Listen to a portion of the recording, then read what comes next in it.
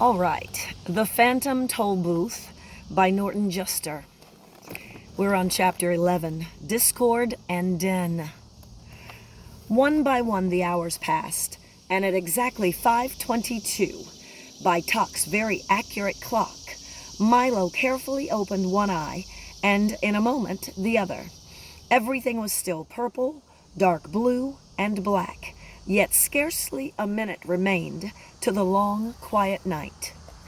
He stretched lazily, rubbed his eyelids, scratched his head, and shivered once as a greeting to the early morning mist. "I must wake Chroma for the sunrise," he said softly. Then he suddenly wondered what it would be like to lead the orchestra and to color the whole world himself.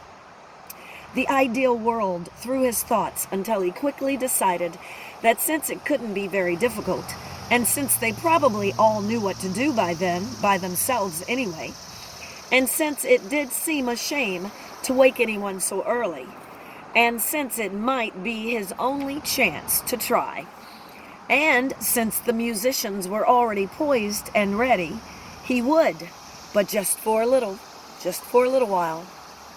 And so as everyone slept peacefully on, Milo stood on his tiptoes, raised his arms slowly in front of him, and made the slightest movement possible for the index finger of his right hand. Slightest movement possible with the index finger of his right hand. It was now 5:23 a.m. As if understanding his signal perfectly, a single piccolo played a single note, and off in the east a solitary shaft of cool lemon light flicked across the sky. Milo smiled happily, and then cautiously crooked his finger again. This time, 2 more piccolos and a flute joined in, and 3 more rays of light danced lightly into view. Then, with both hands, he made a great circular sweep in the air and watched with delight as all the musicians began to play at once. The cellos made the hills glow red, and the leaves and grass were tipped with a soft pale green as the violins began their song. Only the bass fiddles rested as the entire orchestra washed the forest in color. Milo was overjoyed because they were all playing for him, and just the way they should. "Won't Chroma be surprised?" he thought, signaling the musicians to stop. "I'll wake him now." But instead of stopping, they continued to play even louder than before, until each color became more brilliant than he thought possible. Milo shielded his eyes with one hand and waved the other desperately, but the colors continued to grow brighter and brighter and brighter until an even more curious thing began to happen. As Milo frantically conducted, the sky changed slowly from blue to tan and then to a rich magenta red. Flurries of light green snow began to fall, and the leaves on the trees and bushes turned a vivid orange. All the flowers suddenly appeared black. The gray rocks became a lovely, soft chartreuse, and even peacefully sleeping Tuck changed from brown to a magnificent ultramarine. Nothing was the color it was, or should have been, and yet the more he tried to straighten things out, the worse they became. "I wish I hadn't started," he thought unhappily, as a pale blue blackbird flew by. "There doesn't seem to be any way to stop them." He tried very hard to do everything just the way Chroma had done, but nothing worked. The musicians played on, faster and faster, and the purple sun raced quickly across the sky. In less than a minute, it had set once more in the west, and then, without any pause, risen again in the east. The sky was now quite yellow, and the grass a charming shade of lavender. 7 times the sun rose, almost as quickly disappeared as the colors kept changing. In just a few minutes, a whole week had gone by. At last, the exhausted Milo, afraid to call for help, and on the verge of tears, dropped his hands to his sides. The orchestra stopped, the colors disappeared, And once again it was night. The time was 5:27 a.m. "Wake up, everybody! Time for sunrise!" he shouted with relief, and quickly jumped from the music stand. "What a marvelous rest," said Chroma, striding to the podium. "I feel as though I slept for a week. My, I see we're a little late this morning. I'll have to cut my lunch hour short for 4 minutes, by 4 minutes." He tapped for attention, and this time the dawn proceeded perfectly. "You did a fine job," he said, patting Milo on the head. Someday, I'll let you conduct the orchestra yourself." "You already did." Talk wagged his tail proudly, but Milo didn't say a word. And to this day, no one knows of the lost week, but the few people who happened to be awake at 5:23 on that very strange morning.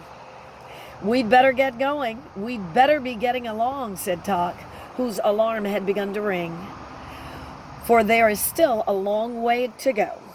Chroma nodded a fond goodbye as they all started back through the forest, and in honor of the visit, he made all the wildflowers bloom in a breathtaking display. "I'm sorry you can't stay longer," said Alex sadly. "There's so much more to see in the forest of sight. But I suppose there's a lot to see everywhere, if only you keep your eyes open." They walked for a while, all silent in their thoughts, until they reached the car, and Alec drew a fine telescope from his shirt and handed it to Milo. "Carry this with you on your journey," he said softly, "for there is much worth noticing that often escapes the eye. Through it you can see everything from the tender moss in the sidewalk crack to the glow of the farthest star, and most of all, you can see things as they really are, not just as they seem to be. It's my gift to you." Milo placed the telescope carefully in the glove compartment and reached up to shake Alec by the hand. Then he stepped on the starter and, with his head full of strange new thoughts, drove out the far end of the forest. The easy rolling countryside now stretched before them in a series of dips and rises that leaped up one side of each crest and slid gently down the other in a way that made stomachs laugh and faces frown. As they topped the brow of the highest hill, a deep valley appeared ahead. The road, finally making up its mind, plummeted down as if anxious to renew acquaintance with the sparkling blue stream that flowed below. When they reached the floor of the valley, the wind grew stronger as it funneled through the rocks, and directly ahead, a bright-colored speck grew larger and larger. "It looks like a wagon!" cried Milo excitedly. "It is a wagon, a carnival wagon," seconded Talk. And that's exactly what it was, parked at the side of the road, painted bright red and looking quite deserted. On its side, in enormous white letters, bordered in black, was the inscription, "Cacophonous a Discord." Cacophonous a Discord. And below, in slightly smaller black letters, bordered in white, was Doctor of Dissonance. "Perhaps if someone's at home, he might tell us how far we have to go," said Milo, parking next to the wagon. He tiptoed timidly up the 3 wooden steps to the door, tapped lightly, and leaped back in fright, for the moment he knocked, there was a terrible crash from inside the wagon that sounded as if a whole set of dishes had been dropped from the ceiling onto a hard stone floor.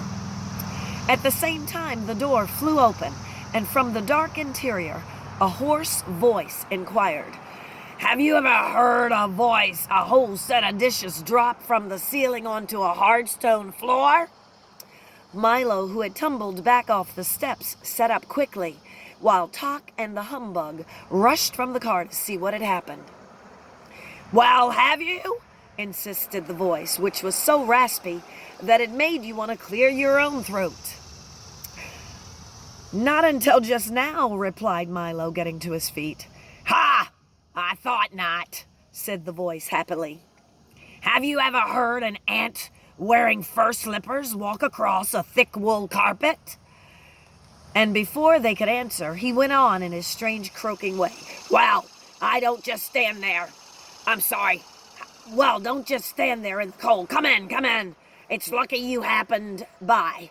None of you looks well." The faint glow of a ceiling lamp dimly illuminated the wagon as they cautiously stepped inside, Talk first, eager to defend against all dangers, Milo next, frightened but curious, and the humbug last, ready at any moment to run for his life. "That's right. Now let's have a look at you," he said. Very bad, very bad. A serious case." The dusty wagon was lined with shelves full of curious boxes and jars of a kind found in old apothecary shops. It looked as though it hadn't been swept out in years. Bits and pieces of equipment lay strewn all over the floor, and at the rear was a heavy wooden table covered with books, bottles, and bric-a-brac. "Have you ever heard of blindfolded octopus unwrap a cellophane-covered bathtub?" he inquired again as the air was filled with a loud, crinkling, snapping sound. Sitting at the table, busily mixing and measuring, was the man who had invited them in. He was wearing a long white coat with a stethoscope around his neck and a small round mirror attached to his forehead. And the only really noticeable things about him were his tiny mustache and his enormous eyes, each of which was fully as large as his head. "Are you a doctor?" asked Milo, trying to feel as well as possible. "I am Cacophonous A. Discord, Doctor of Dissonance," roared the man, and as he spoke, several small explosions and a grinding crash were heard. "What does the A stand for?" stammered the nervous bug, too frightened to move.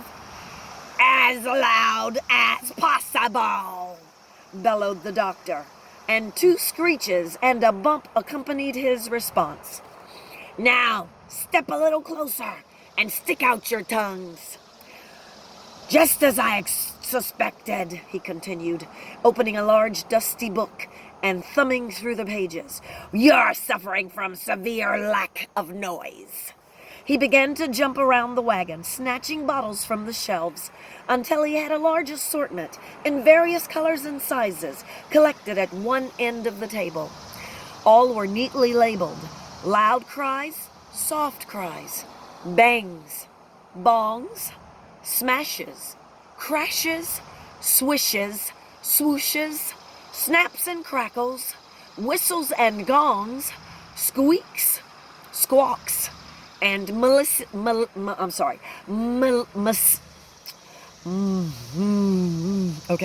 miscellaneous uproar. After pouring a little of each into a large glass beaker, he stirred the mixture thoroughly with a wooden spoon, watching intently as it smoked and steamed and boiled and bubbled. "Be ready in just a moment," he explained, rubbing his hands.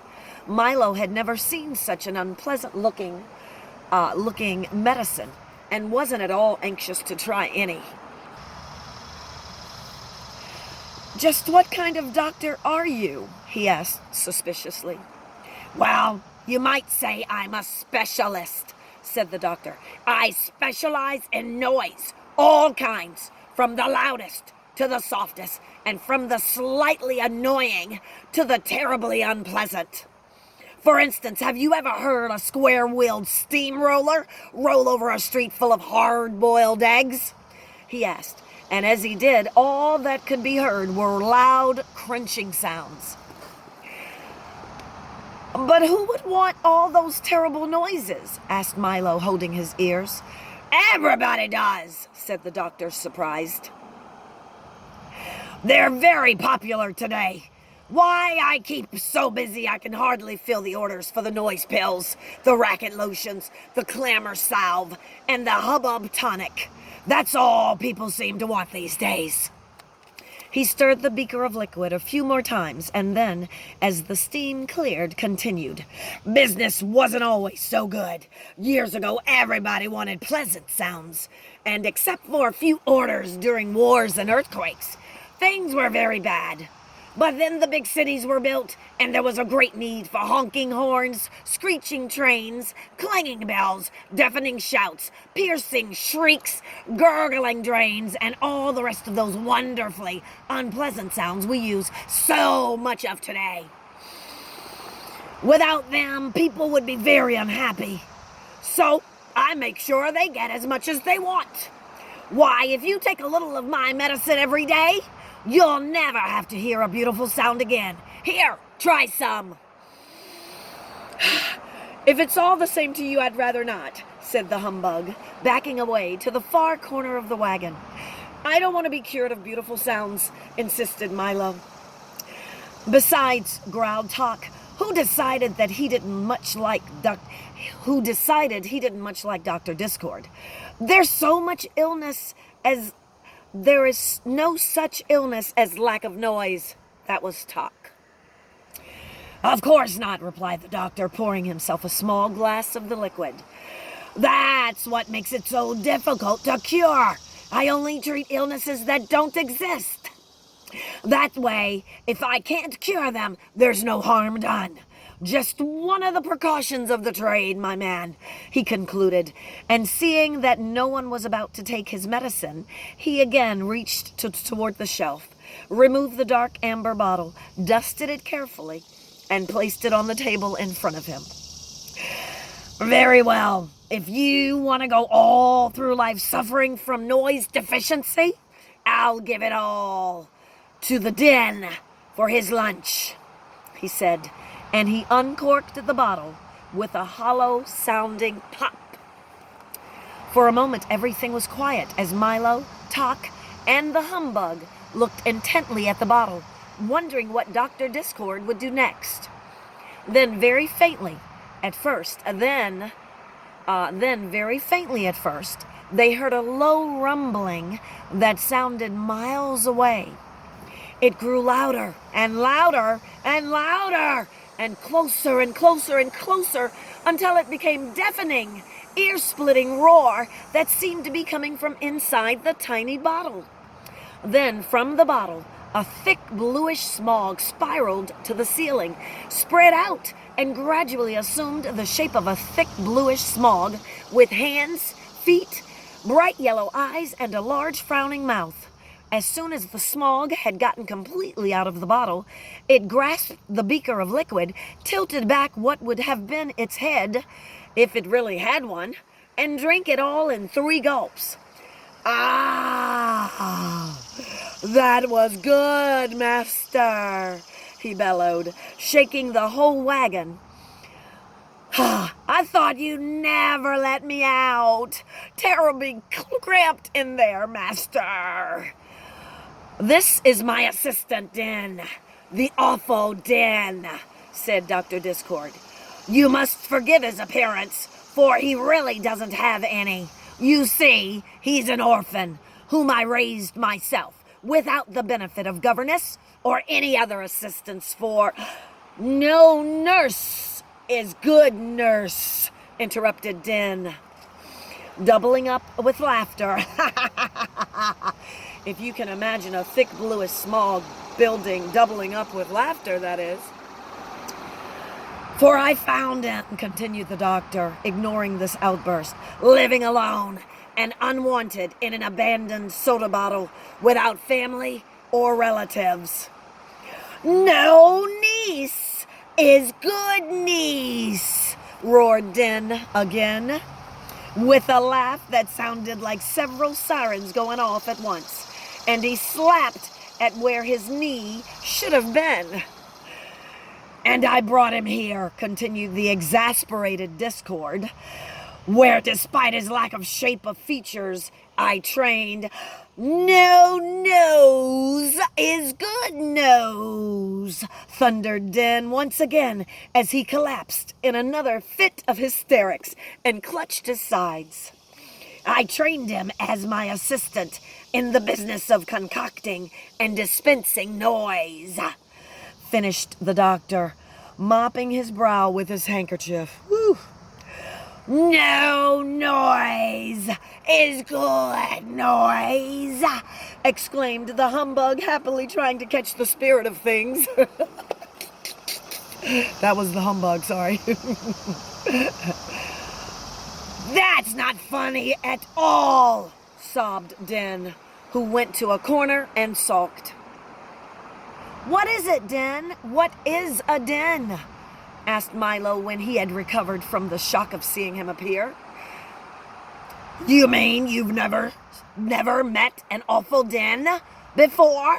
Said Dr. Discord in a surprised tone. Why, I thought everyone had. When you're playing in your room and making a great amount of noise, what do they tell you to stop? That awful den, admitted Milo. When the neighbors are playing their radio too loud, late at night, what do you wish they'd turn down? That awful den, answered Talk. When the streets on the block are being repaired and the pneumonic drills are working all day, what does everyone complain of?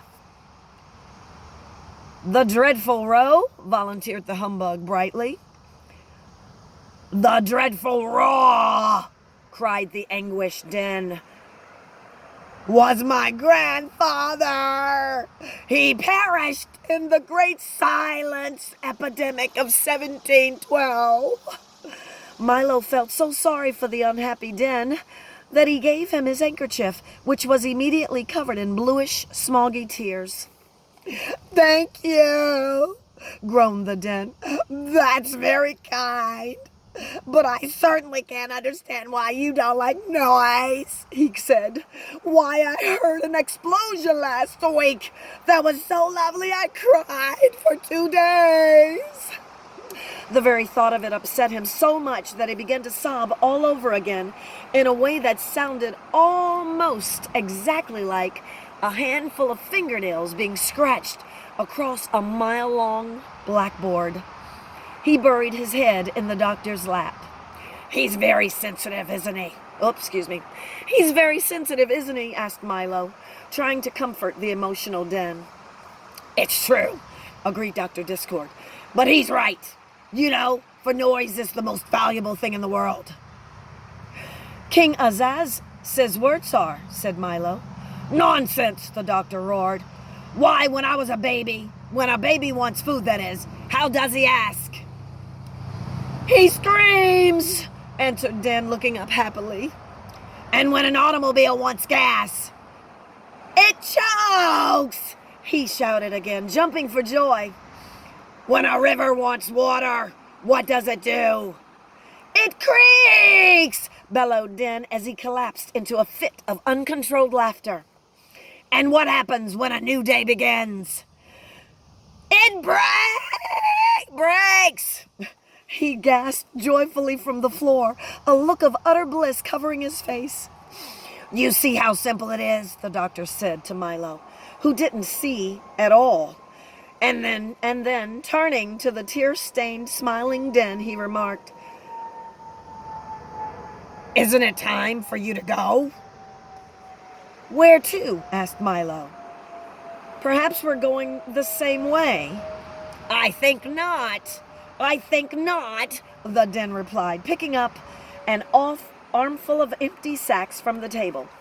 For I'm going on my noise collection rounds. You see, once a day I travel throughout the kingdom and collect all the wonderful, horrible, and beautifully unpleasant noises that have been made, pack them into my sacks, and bring them back here for the doctor to make his medicines with. And it's a good thing he does, said Dr. Discord, pounding his fist on the table. So Wherever the noise is, that's where you'll find me, said Den, with an appreciative smile. And I must hurry along, for I understand that today there's to be a screech, several large crashes, and a bit of pandemonium. And in which direction are you going? asked the doctor, mixing another brew. To Digitopolis, replied Milo. How unfortunate, he said, as the Den shuffled towards the door. How unfortunate, for then you must pass through the Valley of Sound. Is that bad? Asked the perpetually worried humbug. The Den paused in the doorway with a look of extreme terror on his almost featureless face. And the doctor shuddered in a way that sounded very much like a fast-moving freight train being derailed into a mountain of custard.